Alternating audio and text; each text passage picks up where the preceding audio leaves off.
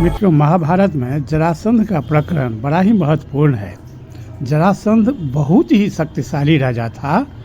वह चाहता था कि 100 राजाओं को हम बंदी बना करके उस सबका बलि देंगे तो वह देवराज इंद्र के समान हो जाता।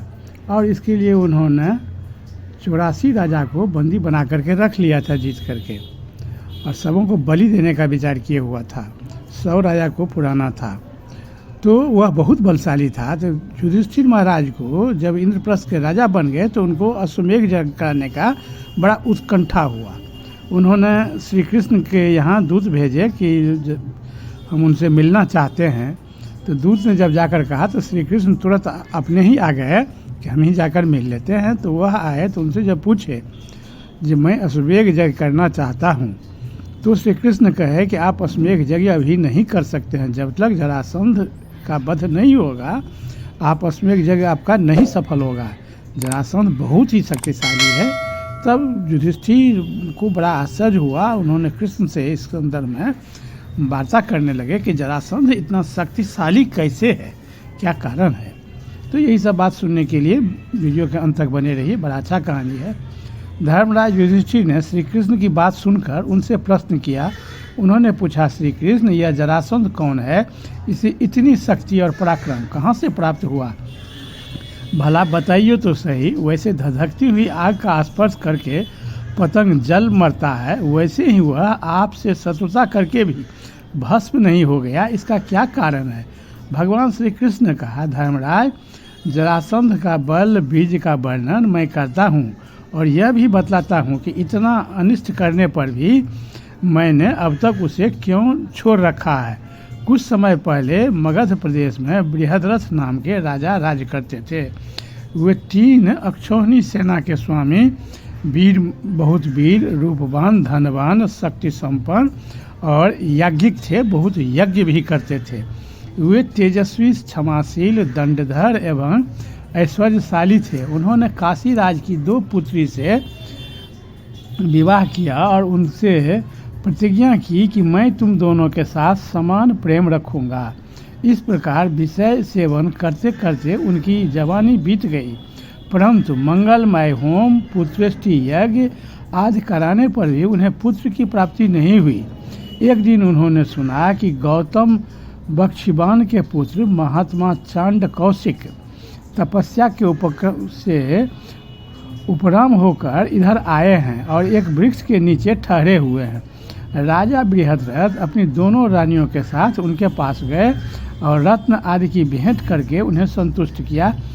सत्यवादी चंद्र कौशिक ऋषि ने राजा बृहद्रथ से कहा, राजन, मैं तुमसे संतुष्ट हूँ, जो चाहो मुझसे मांग लो। राजा ने कहा, भगवान, मैं अभागा एवं संतानहीन हूँ, मुझे कोई संतान नहीं हुआ।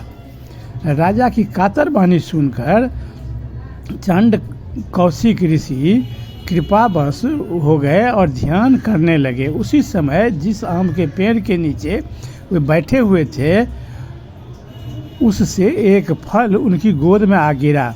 वह फल था तो बड़ा सरस, परंतु किसी भी तोते की चोंच से अछूता था। महर्षि ने उसे उठाकर अभिमंत्रित किया और राजा को दे दिया। वास्तव में उन्हें पुत्र प्राप्त कराने के लिए ही वह गिरा था।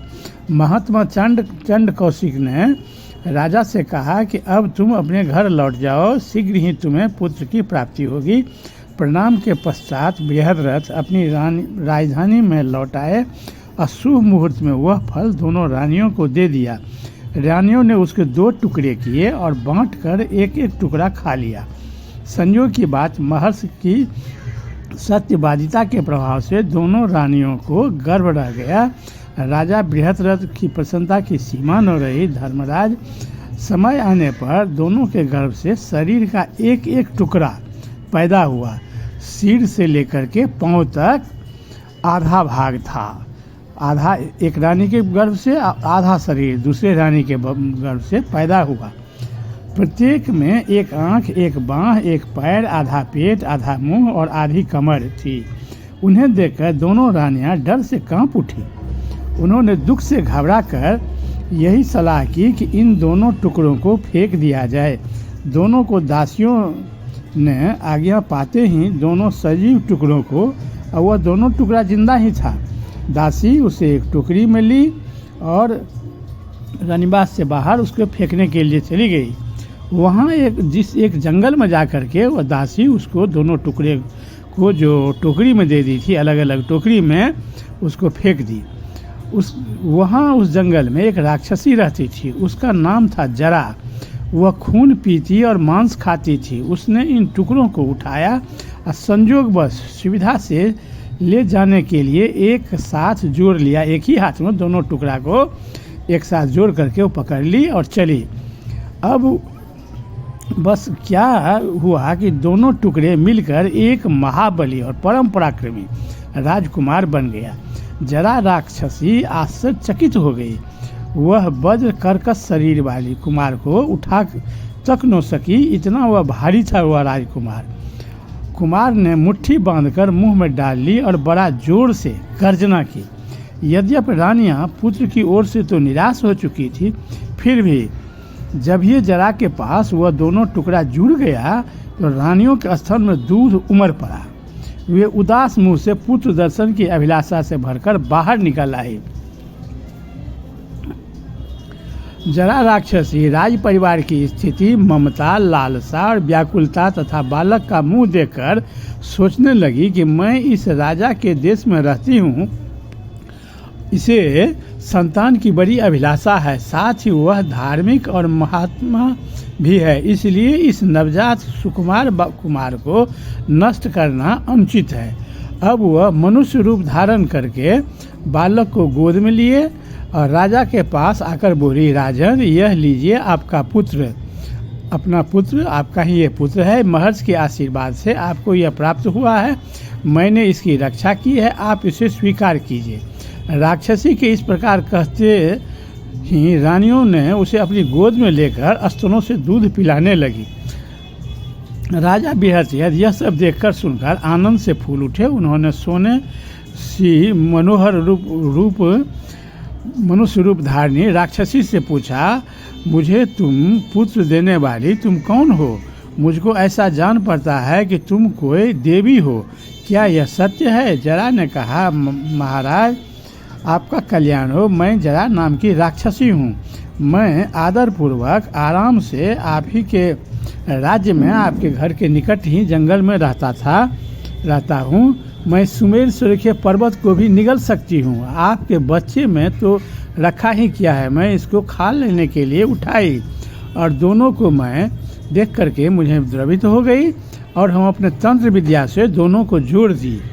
किंतु मैं आपके घर में सर्वदा सत्कार पाती रही हूँ। मैं मनुष्य का रूप धारण करके आपके आपके घर में भी कई बार आई हूँ। आप लोग मुझे बहुत सत्कार किए हैं, इसलिए आपसे मैं बहुत प्रसन्न हूँ। इसलिए आपका पुत्र आपके हाथों में सौंप रही हूँ। धर्मराज, जरा राक्षसी इतना कहकर अंतर्ध्यान हो गई और राजा बृहद्रथ नवजात शिशु को लेकर अपने महल में लौट गए। बृहद्रथ ने अपने पुत्र का नामकरण करते हुए कहा कि इस बालक को जरा ने संधित किया है, जोड़ा है, इसलिए इसका नाम जरासंध होगा।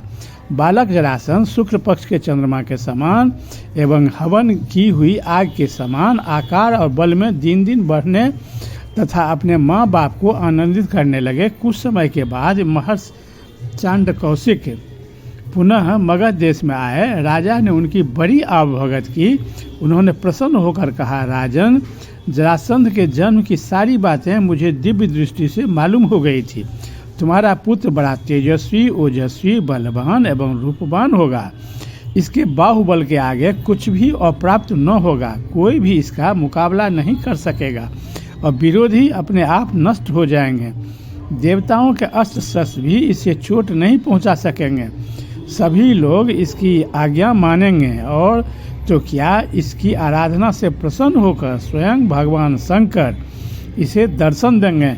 इतना कहकर महर्षि चांडकौशिक चले गए। राजा बृहद्रथ ने जरासंध का राज्याभिषेक किया और स्वयं वे रानियों के साथ वन में चले गए।